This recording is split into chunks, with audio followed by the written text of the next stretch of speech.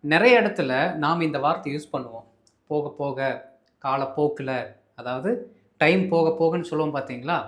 அந்த இடத்துக்கு நாம இன் கோர்ஸ் ஆஃப் டைம் அப்படிங்கிற வார்த்தை யூஸ் பண்ணணும். ஆனா நல்லா கவனிச்சுக்கணுங்க. என்ன டென்ஸ்ல யூஸ் பண்ணணும்னு தெரியாம நம்ம யூஸ் பண்ணிறக்கூடாது. பிரசன்ட் டென்ஸ்க்கு இது வராது. சிம்பிள் பிரசன்ட் டென்ஸ்க்கு பிரசன்ட் ஃபேமிலில இத நம்ம யூஸ் பண்ண முடியாது. பாஸ்ட்க்கு, ஃபியூச்சருக்கு நம்ம யூஸ் பண்ணிக்கலாம். சரிங்களா? பாருங்க. கவலைப்படாத. போக போக நீ அனைத்தையும் கற்றுக்கொள்வாய். நாளாக நாளாக நீ எல்லாத்தையும் கத்துக்குவ. Don't worry. You will learn everything in course of time. இந்த பர்ட்டிகுலர் வார்த்தையை சென்டென்ஸோட கடைசியில் போடுங்க. இங்கே நம்ம எப்படி போட்டிருக்கோன்னு பாருங்க. You will learn everything. Sentence முடிஞ்சது. கடைசியில் என்ன பண்ணிட்டோம்? நாம் இந்த வார்த்தையை போட்டோம். Okay.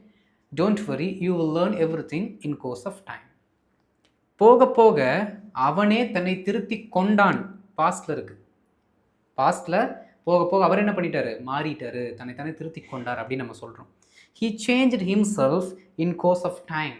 He changed himself in course of time.